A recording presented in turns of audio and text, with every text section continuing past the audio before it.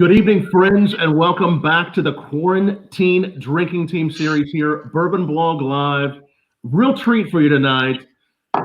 Couple great folks here. Josh Barnett, he is the former UFC heavyweight champion and the king of pancrase. And also in the distilling world, David Brandt, distiller and founder of Sespe Creek Distillery there in Oxnard, California. Welcome, gentlemen. Cheers, everybody. Thanks for having us. And you're welcome. And by the way, they're on the same team tonight. It almost sounds like we have in this corner of the ring and that corner of the ring, but we're all in a ring together drinking bourbon tonight, aren't we? Yeah, well, you know, if we're fighting, Josh wins. If we're drinking, yeah, I think I might win. Well, I don't know. Hey, remember last time we were out together and drinking? I had a head start on you that night. Yeah, that's true. That's true. Well, we've been a big fan of the Warbringer for quite some time, really since you released it, David, and we've been excited to feature it a lot of whiskey tastings we've hosted. And now with the Warmaster, you've taken it to another level. Tell me just a little bit of background on how this relationship, this partnership started between you all, and how Warmaster got started. Yeah, it actually started. The person that deserves all the credit is my partner, Alfred English. He reached out in a wonderful tweet. If I remember correctly, I'll paraphrase it. He just kind of tweeted Josh and said, check us out and let's conquer the world together, if I remember correctly. And, Josh said, and since Josh lives in Los Angeles and we're north of Los Angeles, we're in a coastal town that's, Oxnard, north of Los Angeles in Ventura County.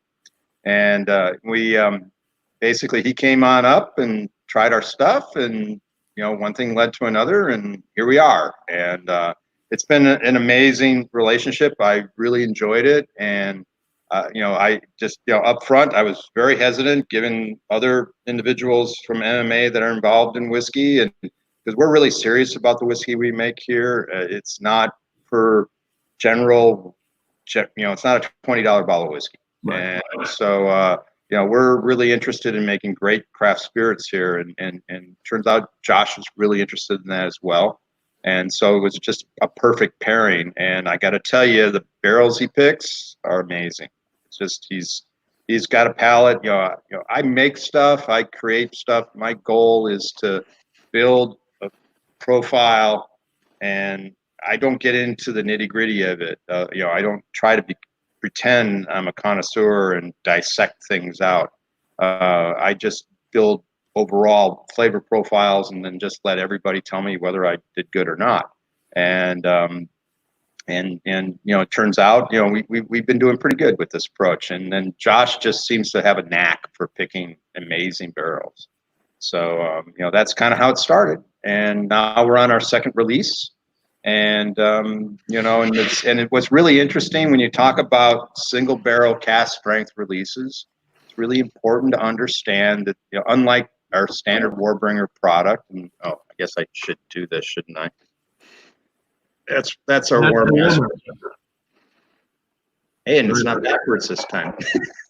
And it's there you go. That's a much better one. And I have the Warbringer. Yeah, keep in mind that each release is going to be unique. It's going to have characteristics that are, we want it to be unique, and each release will have its own unique characteristics. The difference between release 1 and release 2 is pretty significant, both in terms of the proof and as well as the overall flavor profile, and we can talk about that a little later. I think Josh can articulate that as well as I can. It's important to understand that these are mesquite smoked bourbons. These are not your regular there's basically nothing on the market like this. And, that's right. Yeah, and my favorite quote was from a mezcal producer who came in here one day and just walked in randomly one day into my distillery, and he described it as the bastard son of mezcal and bourbon. And I really enjoy that description myself. But we're a craft distillery out here in Oxnard, and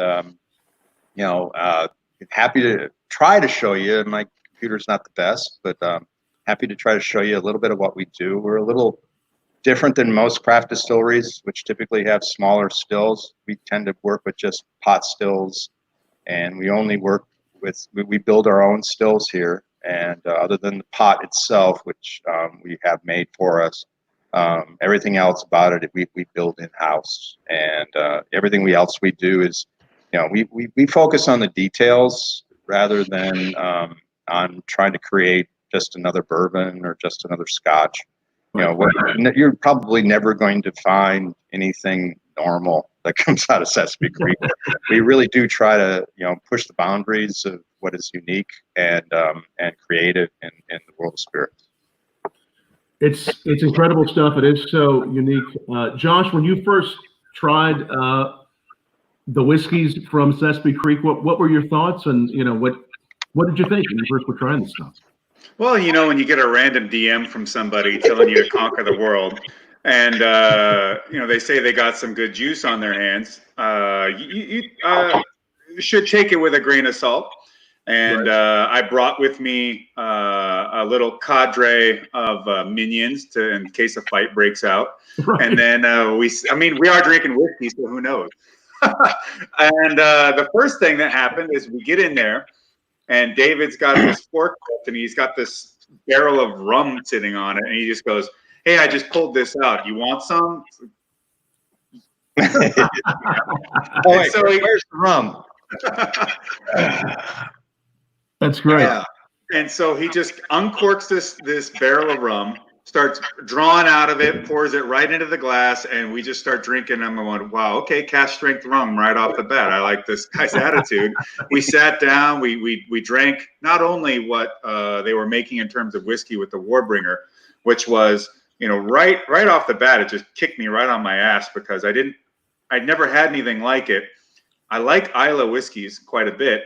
And one of my friends that was with us, they are bonkers about Islay whiskeys. And, you know, they immediately got it right off the bat. Me, I had to settle into it. I had to figure this out because there was a whole lot going on.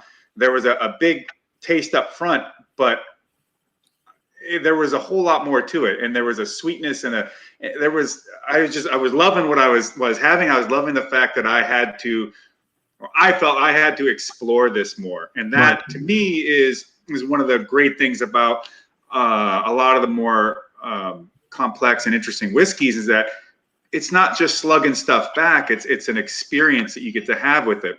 And then we sampled things from their different vodkas and rums and then listened to the process, and we just shot the shit. And so far, David's not sick of me. So here we go. And when it came to the idea of what we would do as any sort of signature whiskey, I think David and I were on the same page from get. And I didn't want to make something that was mass market. Not that there's anything wrong with it. There's lots of mass market stuff out there that I like. That is sort of, I would say, just general bourbon. Yeah, it's sort of. But you know what? If you hand me Evan Williams bottled and bond, I'm going to drink it every day. If you had to pick one, Evan Williams, you know, yeah, it varies year to year, but honestly, for the money on a regular bourbon, yeah, you can't beat it, man. Right. Honestly, some years are just some. I remember one. God, it was like 1996, 98 ish. Where I was like, this is the best bourbon I've had all year, and it was like $20 a bottle, and it was like silly, you know, how good it was. But you know, it varies year to year. So, but yeah. When you call Evans, absolutely. So, sure. So a standard, a bourbon standard, or even a whatever the class of whiskey is, a standard is totally acceptable and can be a wonderful glass to have, neat or otherwise. But I didn't want to put something out there that was typical. And I'm a big, bold kind of individual and a heavyweight MMA fighter at that. So I wanted a big, bold, heavyweight style of bourbon. And so right off the bat, I'm like, well, I want something that's cask strength for sure. And I prefer drinking cask strength whiskeys as it is because I can water it down as I like.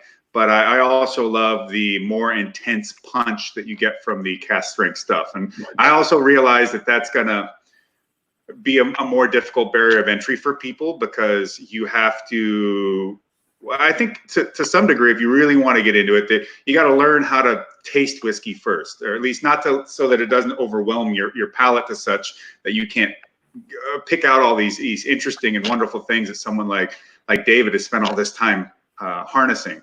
But hey, if you add a little water to it, if anything, it actually makes the smoke come up a bit more, and makes it a little easier on you if you're sensitive to the alcohol content. And then the other thing was, well, why don't we do a single cask? Let's just let it run. I think that the expertise and the capability is there that any single cask is going to come out, no matter how it differs. It's going to be excellent. So far, so good. Yeah, it's amazing stuff. You've been a whiskey fan for quite some time, then, Josh.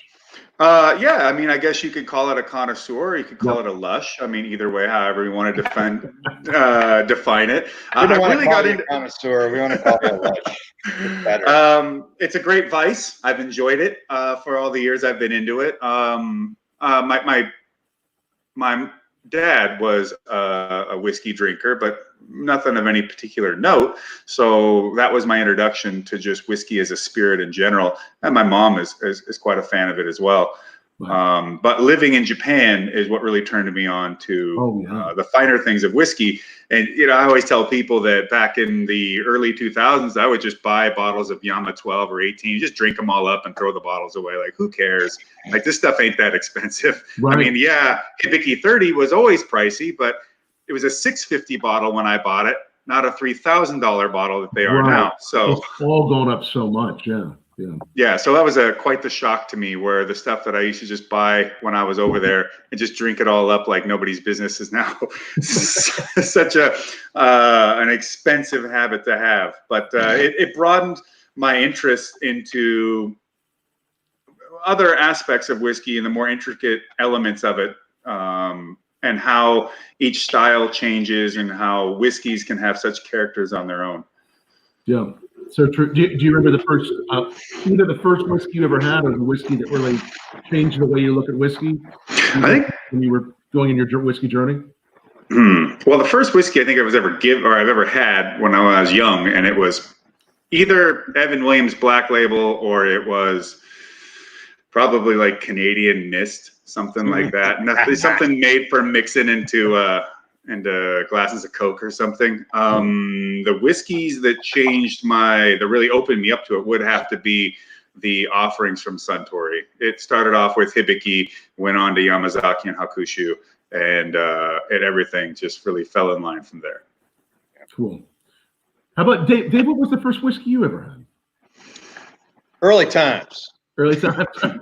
Some good Kentucky stuff. Right on. We're going back to high school, and that was a long time ago. It's my foray into this industry is really convoluted, and for most people, obviously here listening, I come from biotech, and I'm kind of new in the whiskey world. Most people don't even know who I am. Granted, in the last 2 years, we probably have received more medals than any other craft distillery in California. Yes. And I don't know, it's 16, 18. I actually lost count. And, we actually stopped putting it into competition simply because, well, it was kind of like, okay, that's enough medals. And, we've shown that we can do that. Now it's a matter of, proving it to the general public. And so, but I'm a PhD biochemist, and, for me, getting into this industry was a result of me wanting to leave the biotech industry for many reasons that people have to come to this story, and I'm happy to give you that ugly story. But, I've been everything from a scientist at the University of San Diego School of Medicine to bench scientist in biotech, and worked my way up to CEO of a biotech company. So, it's one of those things where, you change, you pivot in life, and I made a major pivot. And, had I been distilling before that? Not really. But I've always been a foodie. I've always loved flavors, and I've loved complexity of flavors. And so, You know, it's like when I say I'm not somebody that's going to sit here and tell you all the details of the flavor profile. I think Josh is much better at doing that than I am, but I can put stuff in my mouth and know that this has got a lot of interesting characteristics, and I just let everybody else figure it out for themselves. I've done the same, and it's gotten me a lot of trouble in life. Right. You know, it's one of those things where, you know, what we're trying to do at Sespe Creek is really, you know, creates unique spirits. You know, and we're rarely going to do something standard, and even if we do something standard, it's going to be really unique starting materials. You know, for example, or you know, unique barreling approaches. You know, we don't do things. We do all the equipment's exactly the same as you find at a big distillery. We barrel in 53-gallon barrels. Our barrels come from Minnesota, if people were curious about that. And we do temperature-controlled barreling. We like to call it barrel thermocycling here. But so, you know, that's why you won't find an age statement on our stuff. But, you know, it's important to understand that what we're trying to achieve here is great spirits, not a gimmick. And I think it's reflected in the awards we've won over the last 2 years. I mean, it's, you know, a lot of double golds. You know, Josh's first barrel select was a gold at the San Francisco World Spirits Competition, which I personally think is one of the top 3 or 4 competitions in the world. Congratulations. I think you're just afraid I was going to show up. But I'll give them the glare. Yeah, I'll verify that David has not relinquished any elements of scientism, or however you want to feel. His science element is still firmly entrenched in this distillery. I walked in, I saw pipettes, flasks, columns, all that kind of stuff. All the glass you always see in the background. There was stuff with smoke coming out of it. It's legit. No, Dave is a real genius when it comes to spirits, when it comes to whiskey. He's put some really unique things together to bring us spirits that are like nothing else you've ever had. I mean, so let's do this. Let's talk about, and again, by the way, if you're just joining us, Sespe Creek, the new Warmaster, is what we're talking about with Josh Barnett, David Brandt there. And they have this new bourbon. I have tried the Warbringer. If you guys have tried the whiskey, any of the spirits from Sespe Creek, tell us down below. But let's talk about Warbringer and Warmaster both. How do you make this whiskey? This is something so special. What goes into this? Well, you know, a lot of, you know, you got to first up front. I will say that, you know, we make our whiskeys from scratch. Yes. We don't buy barrels. We don't stick our name on barrels. You know, everything here is made from scratch. It's all very small batch. And, you know, and because it's a smoked whiskey, there are different ways of doing smoked whiskeys. You know, Balcones bubble smoke, what we affectionately call in the industry the bong method. And, you know, where they bubble it through a new make spirit before they barrel it. Beyond that, other people do different levels of smoke. We actually smoke our grains, our corn, and we use a very special type of corn. We use shaved grits corn, which is the most expensive kind of corn you can buy. And it actually, I don't know how they actually do it, but they actually take a kernel of corn and they are able to cut it in half, which exposes, you know, the starch on either side. And then we have a shipping container and we stick it out in the strawberry patches outside of Oxnard. If anyone knows, Oxnard is world famous for their strawberries. We have a farmer that lets us smoke out on his strawberry patches, and we smoke for 2 to 3 days the corn very slowly over a long period of time, and it basically will turn from yellow to dark brown essentially, and that then is milled, and we, again, standard process. However, what's different is in the details. We don't use standard yeast.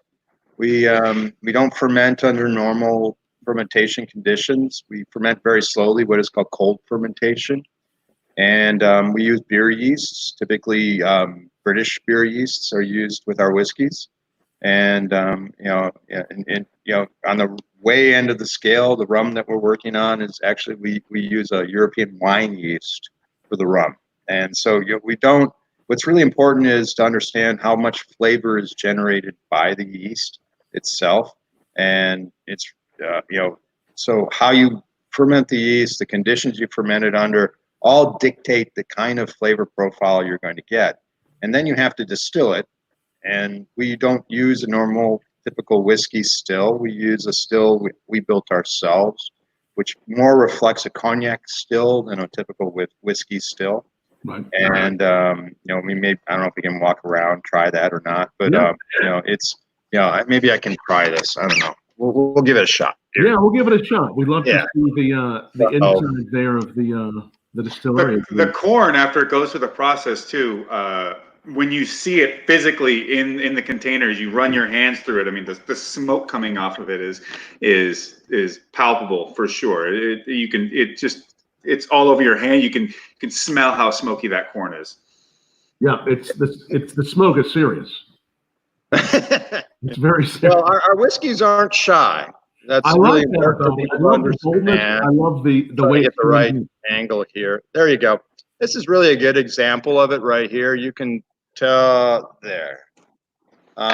What's different about the still we use, you can see it has a lot of characteristics. If you know pots, stills, I got to go backwards here. Is that they, we have an expansion chamber. We have a stainless steel tank we use, but everything else we build is copper. We build this here. And you'll notice that the pipe coming off the top is really different than one normally sees. Sorry, guys. There we go. Right there. And you'll see the sharp angle that ours drops down. This is what you find on a cognac still. You will not find this on a Scotch still. And in particular, an Irish whiskey still would actually angle upward. And this has to do with the level of fusel oils, or what we call tails, also in producing. And this is where the amount of alternative flavors come in, other than the standard flavors. And we're really drastic. It's very unique at our stills. I'm not sure I've seen any other whiskey stills that use this kind of angle. Ours is a 45-degree angle. Bourbon stills typically are 20% angle downward. Highland Scotch stills are 90%, so they come straight off at a 90-degree angle. This subtle characteristic is actually really important in the type of spirit that you generate at the end. And just to give you a little sample of the kind of nerdiness that we do here at Sespe Creek, it's really important how we make our product, and it all dictates and all is designed around being able to produce really complex spirits that we believe are unique in the industry. Yes, and they are.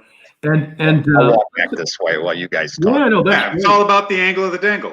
Angle of the dangle. I'm gonna quote you on that one, boy. We have some great people watching here. We have some of our friends from 7 Grand, Stephanie there from 7 Grand in downtown LA watching. David and I. Howdy. Yeah, we featured some of the last time. Actually, I think it was the last time I was in LA. We featured some of the Warbringer at the downtown LA tasting. Dave joined. I'm a member of Bar Jackalope, so. And you're a member of Bar Jackalope. Great, so cool. So Stephanie, Stephanie is saying hi to us. She's watching from 7 Grand. There it is. So what I was going to ask you, Josh, was as you were picking these single barrels, what kind of flavors were you looking for? What did you find? What are you looking for in the single barrels as you pick them? I think I was looking for something that was gonna be able to match up with me in the ring, so to speak. I wanted something that was gonna have.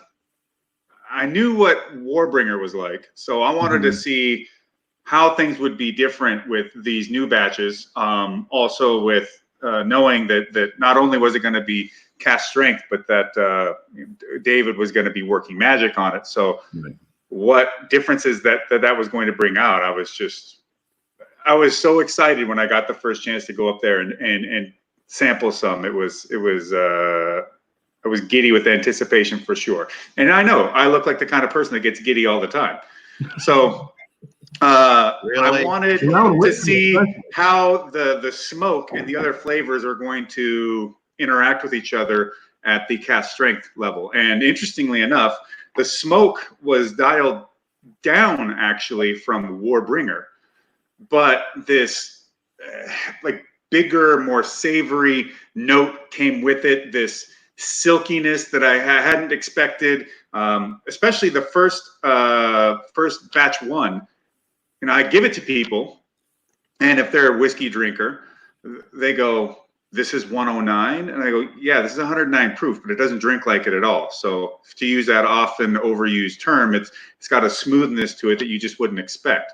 But then it settled into this sort of voluptuous, buttery, dried fruit caramel, but with smoke and campfire and savoriness. And it had such a long finish.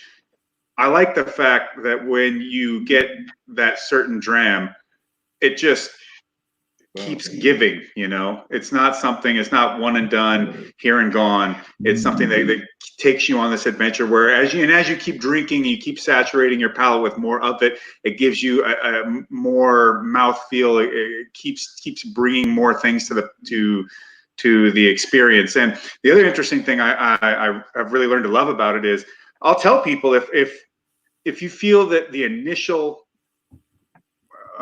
element of it is a bit overwhelming to you, just leave the drink out. Don't add water to it. Don't even do anything. First off, let it sit. I promise you, it's gonna, over 5 minutes, the whole thing will change even just slightly again, and it just keeps giving. And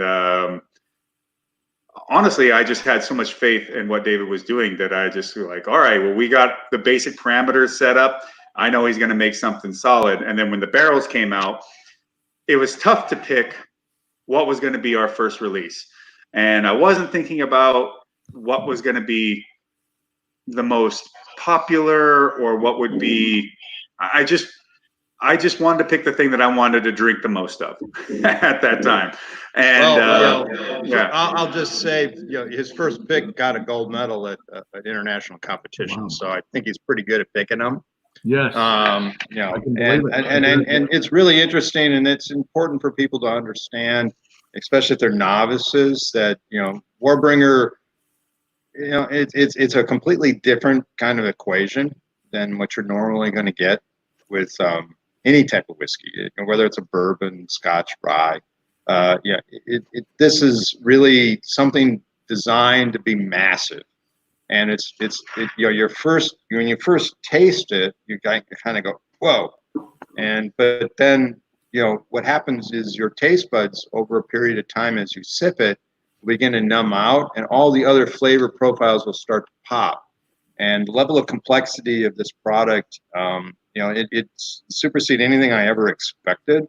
Right. And what's really cool is the fact that Josh seems to pick really great barrels, because even the differences between batch 1, which is already sold out, and batch 2, which we're releasing, I think, this week, actually. Yeah, we've been doing pre-orders for it. Yeah, pre-orders up till now. And, you know, the flavor profiles, which I think Josh is the man who needs to talk about this, are really different. So those that have purchased batch 1 can expect a completely different product than batch 2.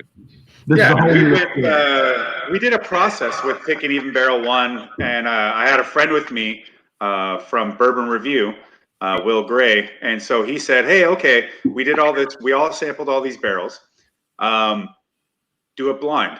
Well, okay. So David set up a whole experiment with the barrels that we had, labeled them, but we had no idea. And so we just sat there and we picked over and picked over and picked over.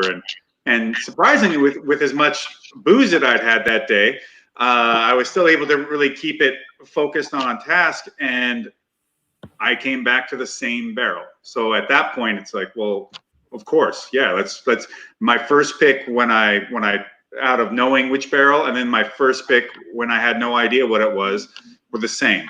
So I don't know that my palate is that particularly brilliant, because we have someone that has a brilliant palate. I'd like to call her our whiskey Valkyrie, Kat Agason. And her notes compared to mine and David's notes are like from it's like from Nietzsche. What is ape to man, right man to ape? So yeah, they're far more detailed and specific, and well, they're just way better than ours. But yes, we know what we like to drink, And I think our notes are pretty good too, even in a simpler sense. Yeah. It can be incredibly fun. I mean, I've been a part of a number of single barrel picks to get a group together and to have everyone point to that one. And so often there is debate, but quite often there is a real consensus on that one that really. Well, with me, there's not much debate. I just throw them. So they're going to agree with you, aren't they? Usually, yeah. Go ahead, Tom. Disagree with him. Well, it sounds like a fun time, and it'd be fun to watch one of these unfold as well. There at Sespe Creek to actually taste right from the barrel. And for people who are watching that haven't tried Warbringer or Warmaster, where can they find? They can find some of these. They can find the Warbringer online. How would they order it? How would that happen? Currently, we're only found in California. We're currently expanding into New York, Florida, and working on Illinois and Colorado. Right. But if people outside of California are really interested in getting involved in what we do, just go to warbringerbourbon.com. There's an online retailer there. If you're in California, there is also there a place where we have a Google thing where you can figure out what's close to you that might have Warbringer or Warmaster. I take a moment to talk about the differences between Warbringer versus Warmaster. I mean, other than the price, it's Warbringer is a blend of different barrels, and I make as much effort as I can to try to make it consistent from one batch to another, and it has evolved from the beginnings, 2 years ago to where we're at now. And I think we've developed a very approachable, a little less of a beast than it was originally. So maybe some of the reviews that people saw, look at the date, because it is an evolving concept, and I learn as I go. I mean, I got a lot of science background, but I had no background going into this, and so we're learning as we go, and but at the same time, we continually get top medals with everything we do. So we're trying to develop Warbringer into something that is a unique American smoked whiskey, and that's an important thing because I've done peated single malts, previous distilleries I worked at, and where we tried to challenge Octomore and failed. We made a really great, Scotch, but in general, we couldn't reach that level of smoke. Here, we're trying to I wanted to do, actually, when I left that distillery, I wanted to do smoked whiskeys, but I wanted to do American smoked whiskeys, which was really a pioneering area, even to today, which has been about 8 years since I did that. There's only a handful of American smoked whiskeys out there, and they range in both the type, style of whiskey, whether it's a rye, whether it's a bourbon, whether it's a single malt, and whether it's peated, and all these other types of smoke. It's really what makes these really cool and a lot of fun for me as a creator of them is there's just such palette to work with of flavors, because we're working, we're hopefully going to release a smoked rye whiskey in the next 6 months, and this will be less of a beast than the bourbon. It'll be under the brand name Warbringer, but it'll be the Pioneer Rye. And I'm also working on a single malt, and God knows when I'll get that one done. But given the current situation where we're all seriously distancing ourselves, it's kind of tough. But at the same time, that will only have a subtle amount of smoke. So we're trying to give people different options of levels of smoke, and so because the bourbon is the beast. It's a big, massive whiskey, and if you're into whiskeys, you're gonna love this, or you're gonna kind of go, okay, this is too much. But even if you do try it and it's too much, I recommend you give it give it a bottle, and because what happens is as you drink it, your taste buds change. Some go up, some go down. Yeah. And it's important to understand that. And as you drink this, it will mellow with time. And as I'm sure Tom can say now, because he's had a few, and it's really just a very smooth drink once you've actually had one or two. Agreed. It evolves, doesn't it? Yes. It evolves in the mouth. Yeah. Yes. The term, I'll just throw this out here. In the distillery world, we have a lovely term. I don't know how many of us guys embrace it, but I do. It's called the everlasting gobstopper. Where that comes from. Our goal as distillers is, for me at least, personally, is to create a spirit that has an initial impression upon you and then evolves as you drink it. Right. And Warbringer or Warmaster, both of those, everything we do here, I guarantee you, is going to be something that evolves as you drink it. That's really what we try to do. And the linger is, it evolves. There's so much strength, but the linger is, it's a strong linger. It lasts a while, but it's soft, it's delicate, it's there, but the linger is there, isn't it? Mm-hmm. Thank you. Yeah. Yeah, no, it lasts. And Look, I've had a lot of incredible feedback from personal friends that have purchased it from all over the nation, and just getting back to me and going, "This is the best bourbon I've ever had. Yeah. This stuff is incredible. I can't believe how smooth it is for the proof. The complexity and depth of flavors has just blown people away." And I've had just random fans hit me up and tell me what a great bottle they thought it was too, and just how they're so enthusiastic about what we're doing, and that also just so pleasantly pleased. I mean, I'm sure some folks have bought the bottle on my behalf just because they're fans and they think, well, if it's his, I'll give it a try. And yet cracking it open and just being so much more than just pleasantly surprised. And that's made me super happy, because I don't ever want to put my name to something that not only I don't feel lives up to anything as far as my reputation and what I try to represent in the world, but also I don't want to put something out there that's subpar, that's not going to leave somebody feeling satisfied. Right. Right. With all the moves that Josh, in martial arts, wrestling, everything that you do, would there be, is that what we would want to say, a whiskey that can attack the palate, right? Because we don't want to say it's not hard. It's a soft attack. But slam down the palate. Yeah, if you're going to liken Warbringer and Warmaster to a move onto the tongue that you do in fighting, what move would it be? Well, I have a lot of moves in my repertoire involving going onto the tongue and using the tongue. But other than those, I would say that Warbringer is a lot like a punch right to the face, and Warmaster is kind of like a choke that turns into a power bomb. That it's like, it kind of arrests you, and then it puts you 6 feet under, but in a good way. But in a good way. Yeah. No, you feel it's got that body warmth to it when you drink it.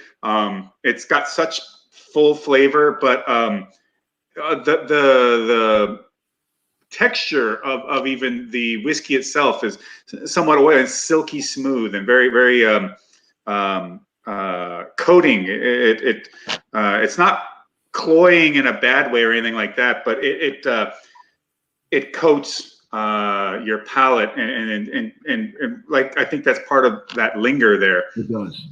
Yeah, it has, it has a tongue weight, and but at the same time, like Josh said, it's not coy at all. And I just, honestly, we could talk a lot about it, but you just got to drink it. That's true. That's the bottom line, because they're really you say, so well, what's this like? And I'm like, yeah, well, I could describe a few mezcals, but they don't have the bourbon sweetness. They don't have the bourbon richness of them. Mezcals tend to be really dry, and but it has that because it has mesquite. It has that creosote kind of flavor notes and camphor to it that you're not going to get in any other bourbon. It just doesn't exist. And there's a couple other mesquite smoked whiskeys out there, but most of those are barley based, so they're single malts, and they just don't have that corn sweetness and body to them that this has. So, I encourage people, just, give it a shot, and you will find, even whether you're a beginner or whether you're a hardcore connoisseur, you will find that this is going to challenge your palate, and it's going to allow you to realize that, well, wait a minute, it's not just about regular bourbon. It's about what craft distillers can do. Take what is a standard product and turn it this way and see what you can do with it. Yes, this is a unique product. This is unique. This is not something, like we'd said earlier, that's not meant to just be in and amongst the shuffle with everybody else. Right. And that's going to make us stand out in a myriad of ways, but all ways that we're very proud of, and that we're glad that we do. That we're not just run of the mill, and we're not just a part of the pack. And definitely not part of the pack. No, this is so unique, so well thought. I mean, that's one of the things I love about a great whiskey, a great bourbon, a great cocktail, whatever it may be, is the well thought time and science and energy that's been put into it, and it has been, and in such a beautiful way on Warbringer, and I know Warmaster too. People love this with a cigar too. I'm a cigar fan. This is such a great compliment to a cigar.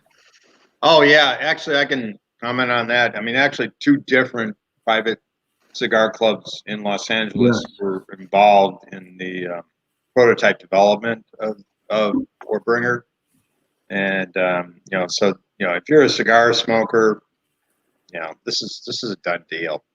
There's a few reviews of pairing Warbringer with various types of cigars.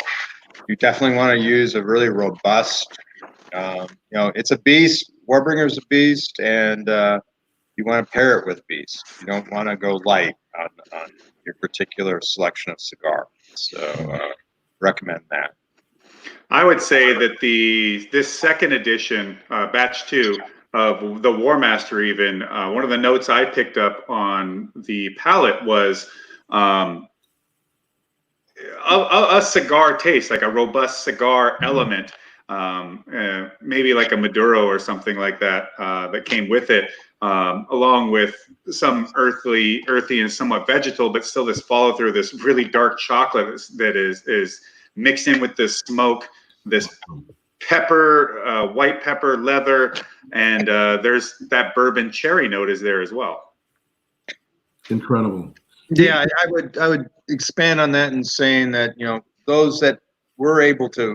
You have to understand, everyone, that these are single barrel releases, maybe 220 bottles max, maybe 2. I think batch 2 may be a little bit more than that, but it's only a few more. So we're talking about a handful of bottles in the whiskey world. It's like a burp for anybody who's a big guy, and so these are very unique. And first batch it was a lower proof, which was an interesting barrel for me personally. It taught me a little bit about my product, and and I'm incorporating that both in Warbringer and Warmaster going forward. But it was a lower proof, and than we typically get in a barrel. It was 109 proof. Batch 2 is 115 proof, and batch 1 had a lot of emphasis on caramels, butterscotch, and carrot cake. If you have a bottle, hold on to it because it doesn't exist anymore. No, it doesn't. It doesn't exist anymore. The only one who has any more bottles is me. Oh, wait, look. Here's one right now. There is one. All right. And then So beyond that, batch 2 is really interesting because it's 115 proof, which is more typically of what we barrel at 120, and after Angel Share, it typically is around 115 proof. So it's more standard in terms of proof, but it has an incredible chocolate profile that we don't get from the first release. Mm-hmm. And maybe Josh, you can expand on more than that on the second release versus the first release. Well, interesting.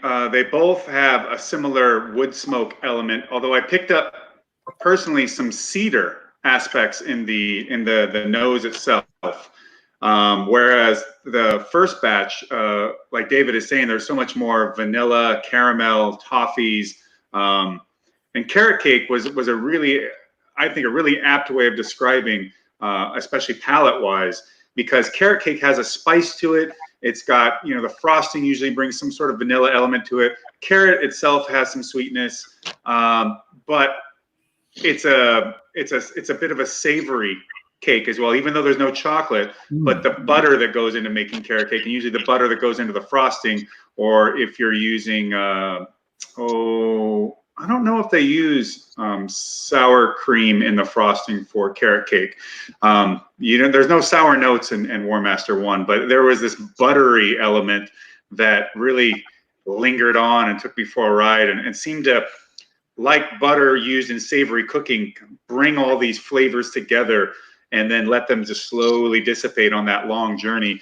This batch 2 doesn't have that butter so much, but it does have this burnt sugar and this toffee element, which is kind of in the realm of caramel and butter, but it's got that darker, like a smoke burnt element to it. Our whiskey Valkyrie says she felt that it had this black licorice and honey sauce on ribs, which I think is, I can taste the licorice in it, and also the savory, meaty aspect. I felt like, it's got that big wood element. As soon as I pop the top on it, you get that smoke, but the very, very next thing right behind it, like tagging along, like hands in its pockets, was like a couple in the 80s dating. It was a dark chocolate element. It just really came out, and I was just pleased as shit. As soon as I popped the top on that, I was like, well, this is going to be good. I cannot wait to see how this rolls out. And it's got elements of raisins, some dried fruit. David picked up peaches and apricots in the mid palate, and Kat managed to find mint chocolate, and I can see where that mint element comes in, which I think comes with the proof as it works with everything that's there.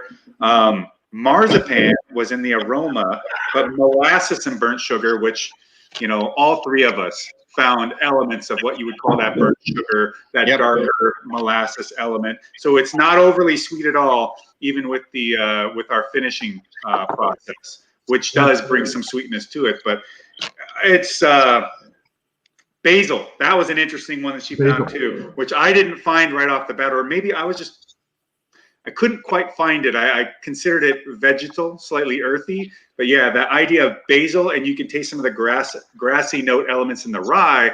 But if you're someone that's not a big fan of rye, which generally that's me, it doesn't hit you with that fresh cut grass in the face. No, it doesn't. Which normally puts me off a rye. It's not something I prefer all that much. But you don't get that. You get this. This is something that is found within the myriad of flavors as you're enjoying. So many complex flavors. I like amazingly the mint chocolate and that mintiness mixing with the chocolate, which is something that even with the original Warbringer, now that you say it, I mean, I'm tasting, as you're talking about this, and I'm thinking about, there's so many layers. Actually, a good question just came in from one of our viewers on YouTube Live. Josh, any of your former opponents that you would like to sit down and have a dram of Warmaster with? That's a really good question, Aaron. Thank you for that. Yeah, probably a lot of them. I'd be interested to see, if I could think about it, who would be a really involved whiskey drinker, so we could have that experience, and who would be someone that I think could be interested in this, but that's not their necessary go-to. So, I mean, you could go with like Fyodor Emelianenko. He's a Russian. He's mostly a vodka guy. Although I have drank red wine with him before too. I wonder how he would react to this, because he once gave me a bottle of Ukrainian vodka that was pepper spiced. So if he thinks that's pretty good, maybe this would fall down his pathway. And as for other folks, like Travis Brown would probably dig this whiskey. Honestly, anybody I get a chance to share a glass with, and I think something about fighting that is unique to it, at least as far as I find it, is there's a brotherhood that comes with it, because you just can't be a fake person and try to remain that kind of veneer when someone's punching you in the face, and it brings out a truth to an individual. And so it may seem strange, but one of the quickest ways to respect someone is to fight them. Or to drink with them. Or that helps a lot too. Yeah, that has embedded me into some real friendships in life. Right. I can never overlook the importance and the magic of good alcohol. Right. It is one of my vices that I absolutely adore, and I'm glad it's something that is that's been approachable for me. It's a good way to bring people together, and it's so great to have you guys together here chatting about such a unique product, and the way that you've done this, and the partnership there is just it's so cool. So right now, next week, the new Warmaster will ship. How often will you be doing these? If they missed it on this shipment, when can they find another? How do they find out about it? Basically, as soon as you suck a barrel dry, Josh comes in and picks another barrel. And that's basically the way it works. So the first barrel, we officially released it at the end of January, but in reality, it was about end of December of last year. But in reality, it actually started shipping about mid-January. Mm-hmm. And it was pretty much done by the beginning of March. And this batch already is about already half done. So encourage people, if they're interested in this batch, this one really is unique because of I think in terms of the chocolate notes. And then Josh comes in, picks another barrel, and we will release as many as we go. We'll release them about a month or two before the last batch is empty. We'll bottle the next barrel. Is how it works.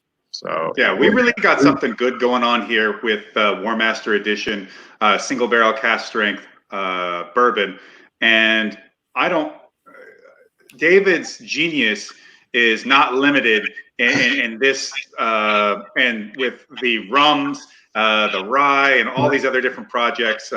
There's always going to be enough stuff to keep you occupied and interested. And the fact that this Warmaster Edition bourbon on its own, from each iteration, continues to be something flavorful and amazing, and just has this base element to it that I don't think is ever going to come out with a bad batch. So everything is always all the batches are going to be a little different, but I don't really see any reason to keep really monkeying with it. Just let it run, let it show us what it is that day. And I know it's gonna be something fantastic. And barrel picks is, well, I mean, it's not always the easiest thing. I had 3 to choose from last time, and it took me some efforts to get through them, but it was well worth it. And there's just going to be more good stuff coming out of Sespe Creek here in the near future too. So much great stuff. So we should look at maybe once every month or two, you're going to be doing a new batch, then something around there.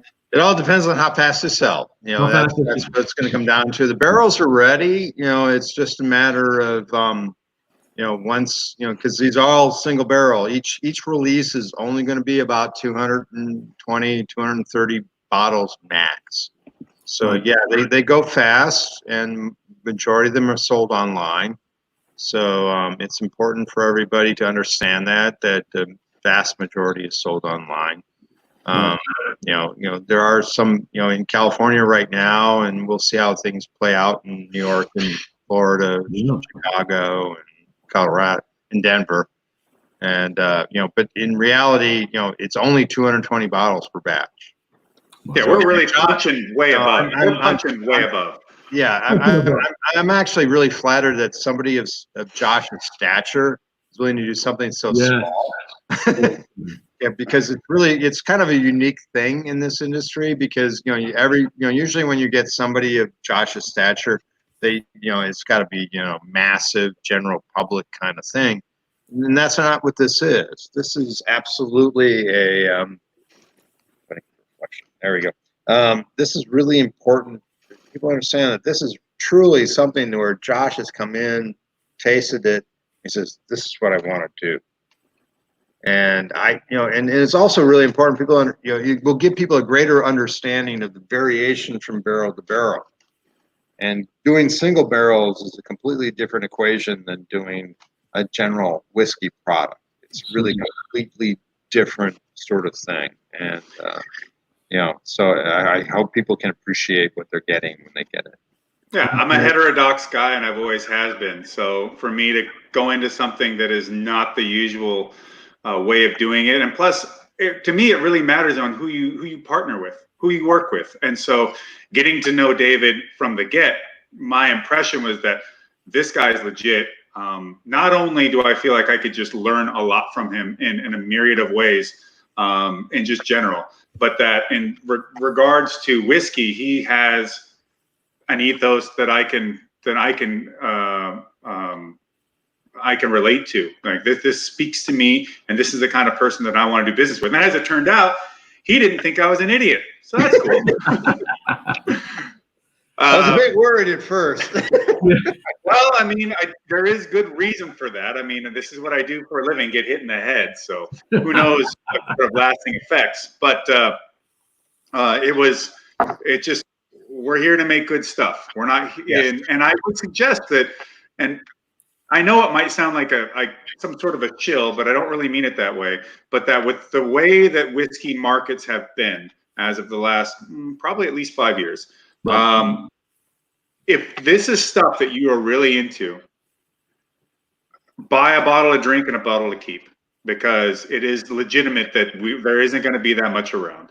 And this thing sells way quicker than any of us expected, especially because, and back to that punching above our weight comment, we don't have the distribution that other people have. We're not found in the stores in the same way yet. We're not in all the states that we want to be in yet. And it just takes time, but we'll get there. We're a small operation, but we're doing great things. And we care most about the integrity of the product, more so than being able to put it in the most amount of retail space. But I have a lot of folks from overseas constantly hitting me up. Every post I make, man, I can't stand it. This isn't in Canada. Well, how do I get it in Australia? I have people wanting cases in Poland and Sweden, and let alone, I made a good portion of my career in Japan, which has a very uniquely, well, it's very Japanese, to be perfectly honest, just how intense they are about the things that they like. And so, getting this bourbon over into Japan would be a big deal for us. And I know I have a big fan base there, and that Japan has a very rabid whiskey fan base by and large. So we're just scratching the surface. I mean, to be perfectly honest. And I'll just, I'll reiterate on Japan. I want to work with them. It's I come from science. I'm you can look me up on LinkedIn. You can find out who and what I am. I love the LinkedIn reference. So that's where my biotech side is, and we're really serious about what we do, and the reason, Japan is fascinating for me is because they are really serious about their whiskey, and I love that.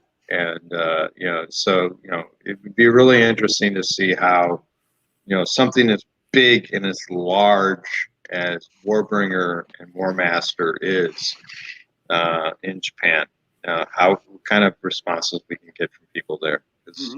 They know their whiskey. There's no doubt about it. And, and it's not just about I really selling respect bottles. their opinions. Yeah, it's not just about selling bottles. It's about No. availability. We want to make sure that people around the world, if they love this, they want to support us, they like what we're doing, that they just have the option. That's it. And we know that the things that we produce are always going to be in demand, that there's always going to be a fan base for it, and people are going to appreciate it. And this is our first competition with the Warmaster Edition, gold medal. Well done. There's First more one. Yeah, first one.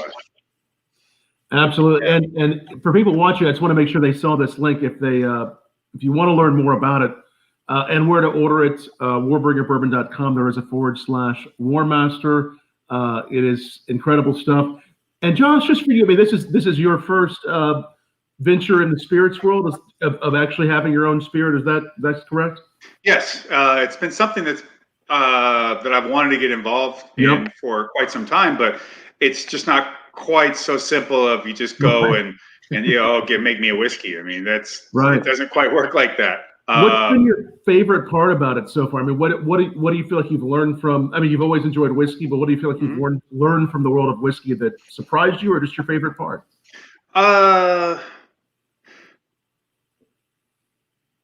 That's interesting. I would say that I have a mind to always take that, or a mind to take in all the new things that come into life. I mean, even though there are things that can relate with distribution to other ventures I've been a part of, there's learning about that, and then there's just learning more and more about the details that go into making a spirit itself.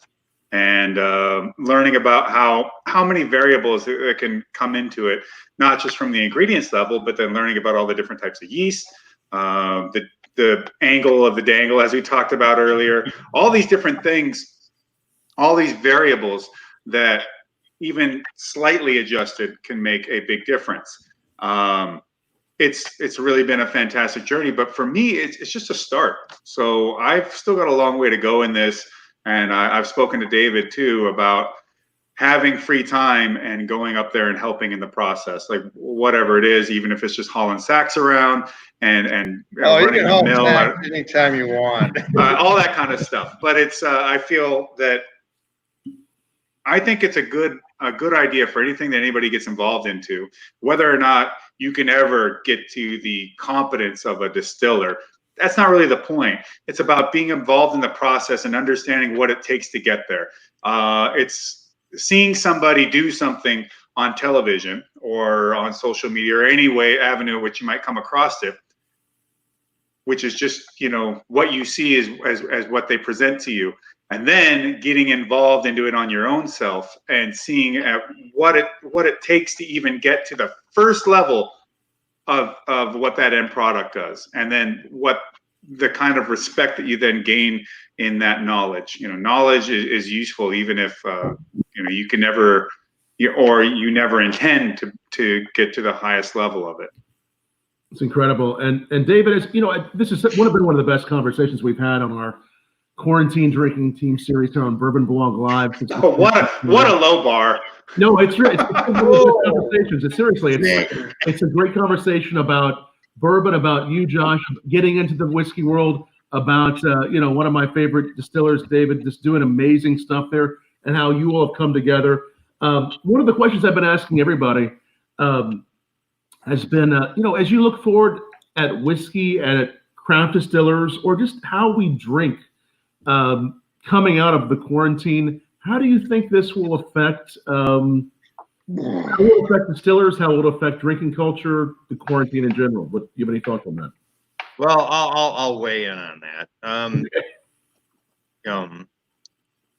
Given that my background, I worked in cancer and infectious diseases and inflammatory diseases for 30 years, and I could just tell you, if you're not wearing a mask, wear a fucking mask. Yes. Okay. It's not about you; it's about protecting everyone.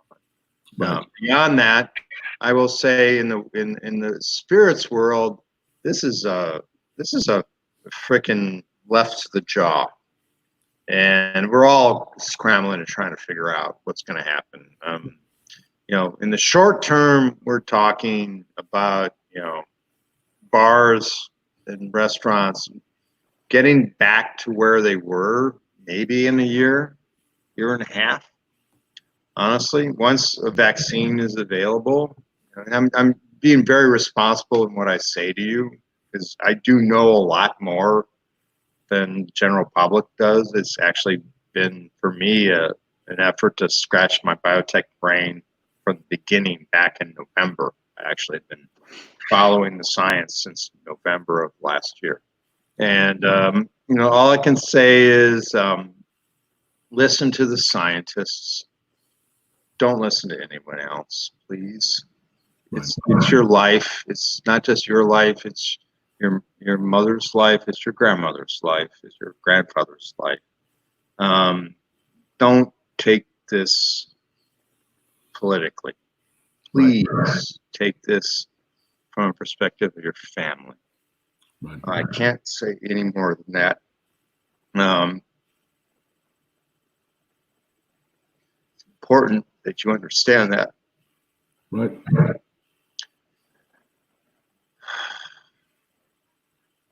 It's very true. So you understand, in the spirits world, we're grappling with this. Social media is like this is a way to introduce ourselves to you, Right. and for us to, show, our business and how we struggle through this period. Everyone says, oh, liquor stores are selling a lot.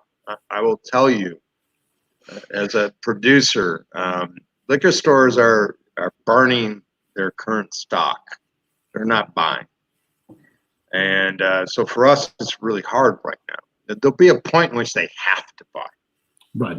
But, for us, it's really important, for you guys to understand that to support your local craft distilleries is paramount. If you want to see anything other than boring bourbon, boring scotch in the future, it's really important, for you to support them. It may cost you a few more bucks, but, it's really, this is about being creative in our culture, and it's about supporting creativity and food, whether it's booze or it's food or it's taco trucks or whatever. Big guys will be always supported. It's the little guys that get their ass kicked in this situation. Yeah. Let your dollars don't put your money where your mouth is necessarily. Put your money where your heart is. So the things that you support, try to do what you can to, it's not your responsibility to keep them afloat. Don't take it that way. But if you like something, buy it. If you have a choice between buying this and buying that, buy the thing that you think would more be in line with your heart. And wear a mask when you're outside. It's nothing. And if anything, wearing a mask now means that you won't have to wear masks so much further in the future. Until we have all the data that is needed, you have to weigh against the unknown. There's too many unknowns. So if it turns out, you look back in hindsight and you say, oh, well, during this period, we were so much overly cautious. Like, well, yeah, because you can say that now. Right. But if you make the mistake, then it costs too much. Deal with that. Yeah. There isn't enough data yet. So wait for the data. Yeah. It's, look at history. The only way to compare this to anything is the Spanish flu that everybody has pointed to in lots of time. But very few people have pointed out the first year of the Spanish flu resulted in 5 million deaths. Mm-hmm. Wow. Okay, in 1918. That was a lot. They didn't have what we have today. Second year resulted in 25 million deaths. This is not something that's going away until the vaccine is available.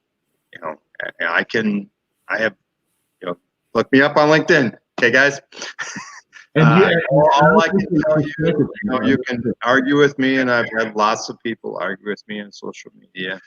Right. But honestly, this is a badass situation. Right. And I don't want to see people take this for granted. Please do not take this for granted. I know we it's can hard, overcome I know it's Spanish flu. frustrating, but honestly, I can't more empathy share with you just how bad ass this virus is. I can't. I worked 30 years in drug discovery. I worked for 15 years in infectious diseases. I've never seen anything like this. Honestly,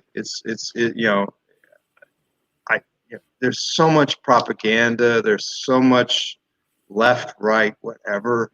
I just want people to be safe. When you see stories about, opening businesses back up, bars, restaurants in the next few weeks, the next month, I mean, what are your thoughts on that? I know you have a really important perspective there, David. Do you think that getting businesses back to work anytime soon is the route to go? Do you think, what do you think will happen? No, I actually think that there is a legitimate way to logically do this. Right. We need the testing. We need to be able to follow up. When we get a spike in a certain area, we have to be able to follow up. You can't follow up. What people need to understand, and from what I have read, and you can quote me on this, I don't know. And I just make whiskey now. But I have been asked to do a whole thing on cancer for a documentary channel. I'm not trying to do anything like that, but what you really need to understand about this is that the actual false, the people who do not exhibit symptoms is far larger than anyone realizes.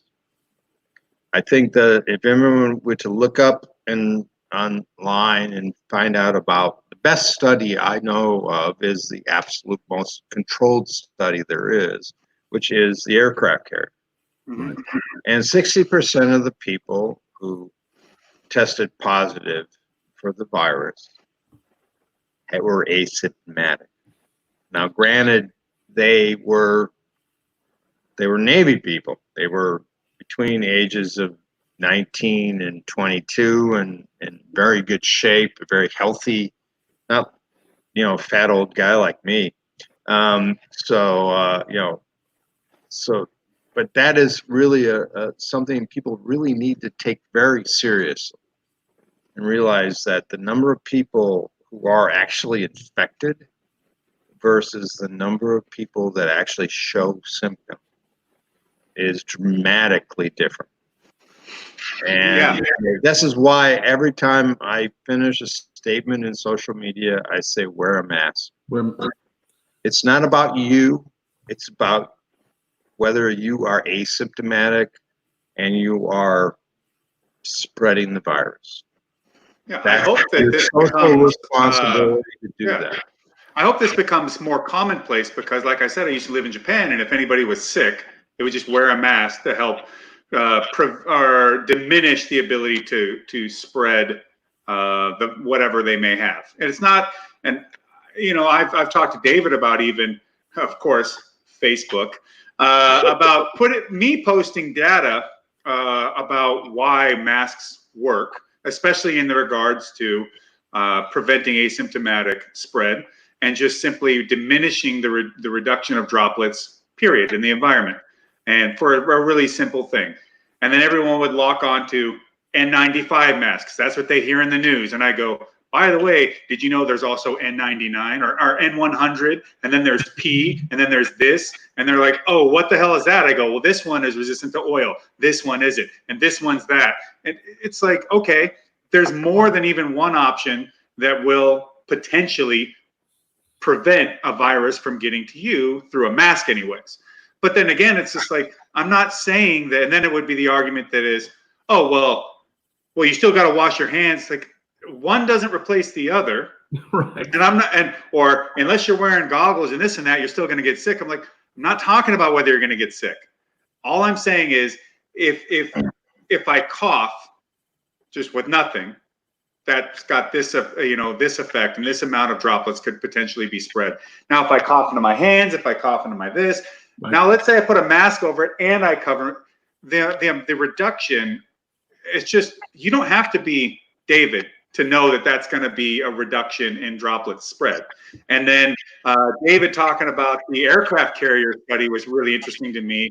And then I've also got a buddy who's a PhD seismologist from USC. I know that doesn't necessarily relate to virology or anything like that, but in terms of being able to look at statistics and be able to do some competent graphing and some reasonable predictive ability. Now, I'm not making a declarative statement, but at least being able to oversee the data. So between David and my other PhD buddies, and bringing up the studies like the LA County Department of Health, and David talked about to me about the plus or minus 15%, which is actually quite a lot when you're looking at a study, because that could be, oh, well, if it's plus 15% in this case, well, that's better. Well, if it's minus 15%, well, that's worse. What does it mean? It means that we still don't really know. But the more data we get, the better off we're going to be. And until we have that data, until we have that knowledge, drink your Warbringer and your Warmaster at home. Drink those.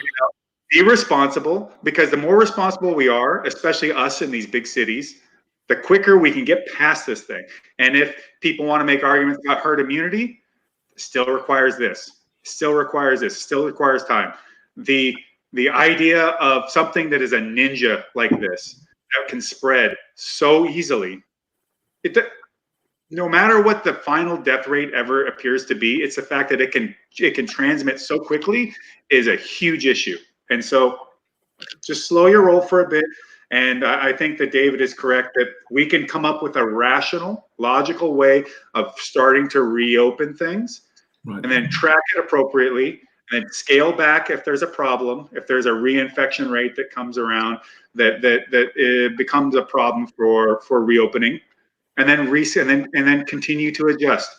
Now, there's further arguments from that, and I think that let's just come up with a hypothetical where we're past this moment for however we come to a solution, but we get past it. I think that there's going to be a void that's going to need to be filled, but it is going to get filled. And sadly, there are going to be some bars and restaurants, and I know that are going to go under. But I think that hopefully some folks are going to be able to bring it back up. I think that those distillers that are able to make it through this, and the small guys are the ones that are that are going to be most affected by this.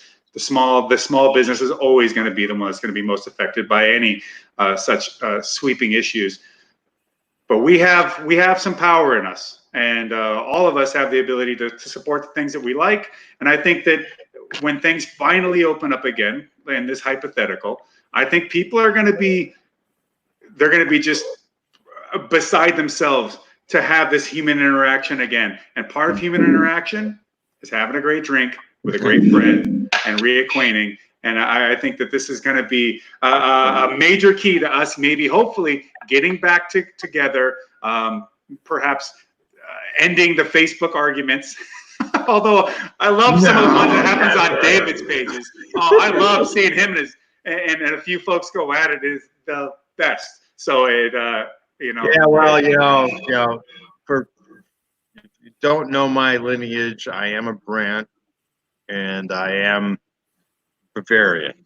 And by nature, we are argumentative, and if you ever look up the derivation of the last name Brandt, it will be a brand or fire. And historically, and most my brothers and sisters who may be watching will laugh at our nature to debate. And I'm happy to engage people in an intelligent debate, but if you're going to be unintelligent, suffer the consequences. That's just the way it is. Yeah, and in this day and age, it's really tough to delineate what's intelligence and what is propaganda. No, it's true. Yeah. But sometimes a good tongue lashing is good for someone, huh? Right. I may enjoy it, but in the end, it is last resort. I try to I just want people to understand just how bad this thing is. You know, this hasn't happened since 1918. Wow. And we all kind of, oh, well, you know, I need to get back to work. I need to do this. You know, this isn't really that bad. Right. People will massage it, this and that. And there are wealthy people who have large businesses that want all their employees back at work, and they don't give a shit about the people. And you know, this has nothing to do with being left or right or anything. I've always been independent in my life. And, you know, I just have to understand how contagious this virus is. You just don't, this has not been seen since 1918, how contagious. It doesn't matter whether it's a flu virus or a coronavirus or whatever, just on the fundamental basis of a viral infection, we have not seen anything this contagious, so easy to get. And what makes this virus so insidious is the fact that probably from the data I've seen so far, don't quote me on this, it's 40 to 60% of people who actually are infected see no symptom. Wow. Think about that. I mean, to simplify it, this And is that- this is as I'm about not as trying to be alarmist. I'm not trying yeah. to be alarmist. I really am not that kind of person. But that's what the data so far has indicated is that, you know, you look at on the aircraft carrier, which is the most controlled study you could actually get because they have not been exposed to it. They've been out at sea. They have not been exposed to anybody. And, you know, they, you know, so it's, you know, they just are their own ecosystem. And they actually, you know, and tested everybody on the aircraft carrier. And 60% of the people tested positive had no symptoms. Right. You know, that's the data. You know, you can spin it politically this or politically that. That's the freaking data. Right. No, And- It says it's infectious as George Clooney's charm, or as Jennifer Connelly's beauty, I guess. I don't know. I mean, this stuff is pretty serious. right. No, we really appreciate your all's perspective, and I tell you, it means so much to talk with both of you, David, for all you do for the spirits community and the just the creativity and the science and the thought that you put behind these whiskeys. To feature your whiskeys in our whiskey educational series, which hopefully when this is all over or has died down, we'll be back in California. We'll be back on the road showcasing your Warbringer bourbon. We really appreciate it. And Josh, you know, your perspective from your background in martial arts, in wrestling and fighting, everything that you do, the fact that you're on board with David and you're showcasing it and bringing it to a new audience, and bringing a whole new attitude and a new perspective to the spirits and bourbon. Thank you for that, Josh. It means a lot. Well, it's just about authenticity. So I'm not going to put my name to anything that doesn't live up to what I expect out of the product itself. And I don't want to try and sell somebody something that sucks. And you know, that doesn't mean that everybody's going to like everything I do, and that's okay. I don't mind that. But it needs to be. It needs to be of something that I would be proud of, that I'll say, I don't care if you don't like it. I fucking love it.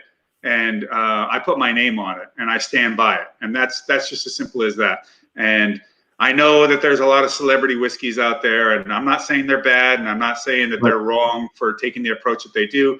There's a lot of ways to approach whiskey, and I'm not trying to shame anybody for liking what they like. I'm being into what they're into, unless it's that fucking flavored stuff. Like vanilla this and peach that. You're an abomination, and you should be ashamed of yourself. Again. But I just this is something that speaks to me. The people that like David and Alfred and Kat and everyone involved, that speaks to me. I feel like we're a gang. You know, yeah, we got our switchblades and our chains, but we'd rather have you drink first. And this is, you know, we're out there to challenge the world with what we make. And it's as simple as that. And I'm glad to be a part of putting something like this in the market. That's incredible. And look, I was just going to say thank you for that. And we just had Whiskey Papa on YouTube just placed an order on your website. So well, I see his he's got the Octomore in his profile photo. yeah, he does. Yeah, he's going to be happy about this. He is going to be happy. And for the rest of you, like we said, log on to see everything that Sespe Creek is doing. From you have the silver grain vodka, you have the bourbon, the Warmaster, and on the bourbon front, it's bourbon.com/Warmaster. Yes. And the cool well, that thing, silver grain vodka, by the way, I'm not really, I mean, I've drank a lot of vodka in my life, and I've had Samagon in Russia and everything, but, and the Georgian variants and the Ukraine variants. I've had a lot of vodka, I guess. But the silver grain, booze, okay? well, yeah, the silver grain was poured out for myself and my two companions that came with us on the first visit. And David just goes, look, neutral grain spirits is neutral grain spirits, man. It's not really much different any across the board. But the water makes a difference. So check this out. We have scientifically lab coated and pocket protected water to go with this vodka, in addition to all the other elements that we're doing with it. And so give this a try and tell me if you've ever had anything like it. And sure as shit, I had never had anything like it. And everybody with me goes, well, I don't drink vodka, but holy moly, this stuff is a whole different level. Yeah. amazing stuff. Well, it's so great to have you guys join us. And for everybody watching, if you've been watching us, definitely like this, share this, and we're going to have it up permanently on the Twitter, YouTube, or Facebook. You've been watching it, so definitely let everybody see this conversation, because I think the conversation we've just had, Josh and David, has been so important for what's happening in the world right now for whiskey and for craft distillers. And we actually have this every night here on the Bourbon Blog channel on Twitter, YouTube, or Facebook. We're going to have it on bourbonblog.com/live. That's the best place to find us. And just about 8 p.m. Eastern Standard Time every night, we're going to do this through the quarantine. I think this is the 35th episode, so we're going to keep on doing it. And this has been incredible, guys. Thank you so much for this, guys. Find Warbringer Bourbon, order it, and order the Warmaster. And guys, it's been amazing. Thank you so much. I want to thank you for having us on. It's appreciated, and I really enjoy the fact that we expanded beyond just drinking. Me too. You guys are awesome. I appreciate it. Yeah, thanks for having us. No, absolutely. Thank you, gentlemen. One moment here. Yeah, we'll raise a toast to you here. And